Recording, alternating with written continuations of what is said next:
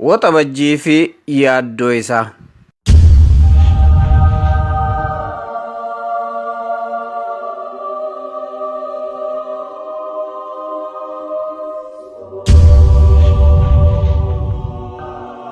Baatii waxabajjii barataadhaaf kan waan dadhabbii isaa waggaa guutuudhaaf itti faajaa ture bu'aa isaa itti hammaaratu yoo ta'u, hawaasa keenya qonnaan bulaatiif ammoo seensa wayitii gannaa bokkaan roobee lafa jiisee quubsee yeroo qotee bulaan sanyii facaafatee shuqunee aramatee oomisha isaa kunuunfachuun barii birratti firii gaarii argachuuf itti tattaaffatudha. Biyya keenyatti erga sirni wayyaanee qabsoo ummataatiin aangoorraa qaari'uudhaan karaa qaxxaamuraatiin murni oppidoo taayitaa dhuunfateen booda garuu baatii waxabajjii ji'a lubbuun namoota jajjaboon shira siyaasaatiif jecha itti galaafatamtu ta'uu erga amaleeffatamee bubbuleetiin jira. Adada jiini caamsaa goolabamee baatii waxabajjii kalaa'uun barana hoo maaltu dhufina laata jedhamee onneen nama cufaatu rifachuun Itoophiyaatti barsiifata ta'aa dhufeera.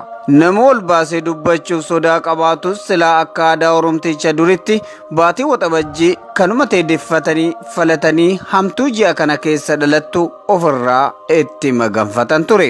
Jiini waxabajjii baatii lubbuun namoota qaqqaalii shiraan itti qixaaxamteedha. Ergumaa Abiyyi Ahmad muummicha ministeeraa ta'uun gara taayitaatti as dhufee kaasee baatii waxabajjiitti bara baraan raajii gurguddootu dalagamee darbe. Waxabajjiin bara kanaa hoo maal dorrobee jira laata?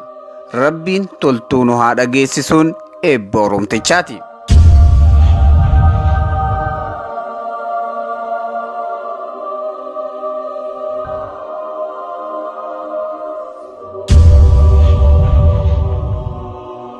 Waxabajjii barkoom 2018 Abiyyi Ahmad aangoo qabatee turmaata baatilee hagootiin booda magaalaa Finfinneetti hiriirri deeggarsaa kan namoota danuu hirmaachisee addabaabaayii masqalatti qopheeffamee ture. Sabaa fi sablammoota biyyattii dabalatee Oromoon kallattii cufaan garasitti malee waltajjii san irratti argamee dhiichisee sirbee kolfee caaranii utaalee handaraqee deeggarsa Abiyyi Ahmadiitiif qabu agarsiisaa ture.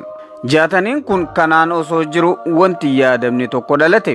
Ummata dirree masqalaa sana guugguun silaa osoo darbatanii kan iddeen lafan buune san irratti ibidda sibiilaan marame kayoo qaanqeen isaallee namarra bu'ee mudaa malee waa hin hambifne ummata harka duwwaa ba'etti boombiin furguuggeeffamee lubbuun namoota miskiinaa darbite danuunis miidhamtoota qaamaa ta'anii harkaa fi luka dhabanii balaaf saaxilamani.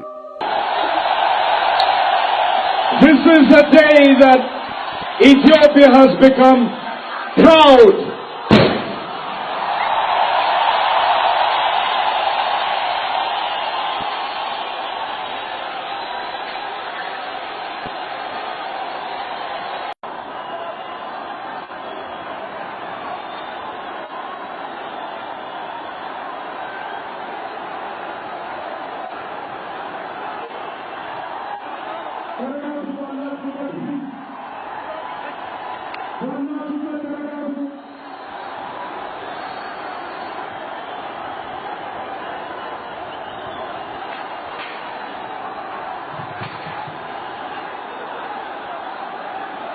Mootummaan Abiyyi gama isaatiin gocha kana kan raawwate abaawoo shaneeti jechuun takka jedhee akkuma abboota isaa kaleessaa wayyaanee sanitti innis abaawoo farrajuu eegale.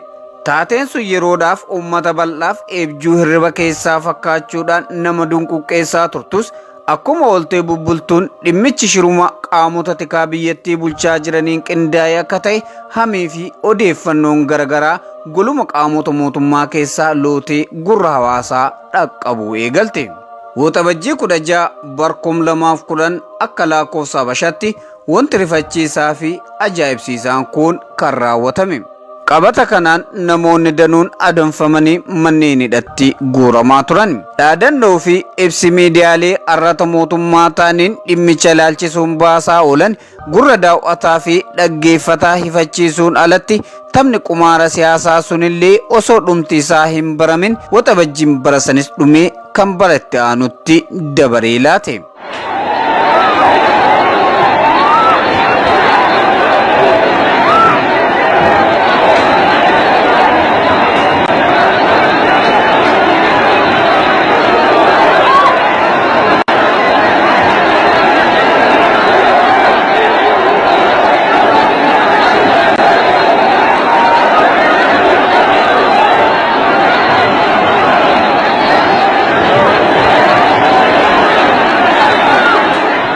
silas guyyaan hin taa'u baatiin wal kennee waggaan naannawee dhufe. Ammas waggaa tokkoon booda baatii waxabajjii walakkeessatti taateen nama rifachiisu naannoo Amaaraa magaalaa Bahar Daarii fi yeroo wal fakkaatatti magaalaa Finfinnee keessatti raawwatame. Qondaalota olaanoo bulchiinsa naannichaa pirezidaantii naannoo Amaaraa Dr. Ambaachoo dabalatee nama danutu harka namaatti galaafatame. Yeroo wal fakkaatutti Itaamaajoor Shuumii raayyaa ittisa biyyaa yeroo sanii kan ture General Saare Mokonninii fi hiriyyaan isaa General Gazayaa Barraatis iddoo tokkotti magaalaa Finfinnee mana jireenyaatti bakka wajjin ta'anii shaayii dhugaa turanitti eegdotuma isaaniitiin galaafatamani. Ambaachoo ልጅ መባል ቀረና የዶክተር ልጅ መባል ቀረና የሟች ቤተሰብ ተባልኩት። አባቴ አሰቆ አባቴ አይደለም ጓደኛዬ ነው አማካሪ ነው የኔ ጀግና አባቴ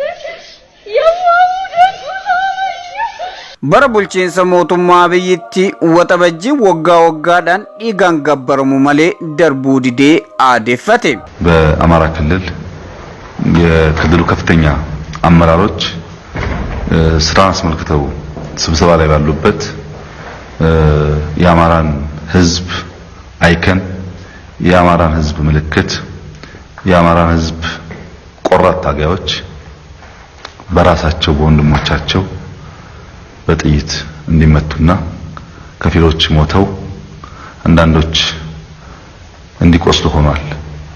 በቅጥረኛ የተገዙ የቅርብ ሰዎች አሁን አመሻሽ ላይ ምንወደውን ምናከብረውን ጠቅላይ ኤታማዦር ሹም መሰል ጥቃት ተፈጽሞበታል። Ajjeechaa qondaalota kanaatiif adda dureedhaan hoogganaan biiroo bulchiinsaa fi nageenya naannoo sanii kan ture Birgaadir Jeneraal Asaaminoo Tsiggee himatamus balaa saniin wal qabatee namoonni gulantaa hooggansaarra turan kanneen waajjiraalee garagaraa keessa hojjetan baay'eetu qabamee hidhatti darbatame. Namni ajjeechaa kana keessaa ifatti harka qaba jedhameetiin himame waraana mootummaan bobbaaseen Jeneraal Asaaminoo Tsiggee battalumatti adamfamee ajjeefame. Kanas ta'ee sanis taateen kunis waxabajjiidhaan dabalame guyyaan guyyatti wal kennee booddeerra dagatame.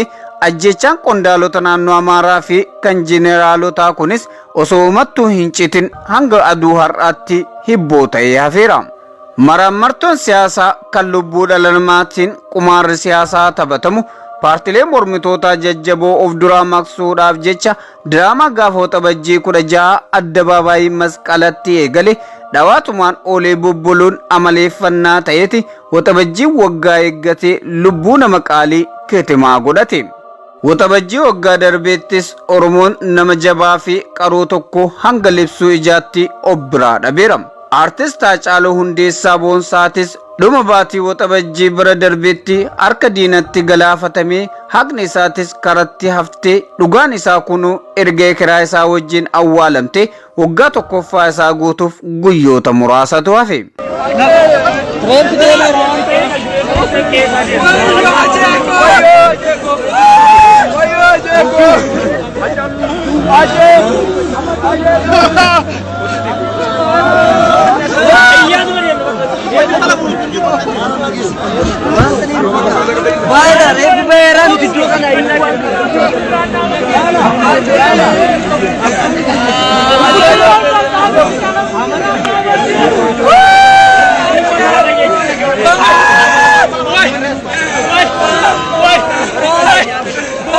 Itoophiyaatti adda baatii waxabajjii dhufuun uummata keessatti yaaddoo guddatu dhalata. Namuu gurra qeensee maaltu uumama laata jechuun yaaddawee hirriba malee bula.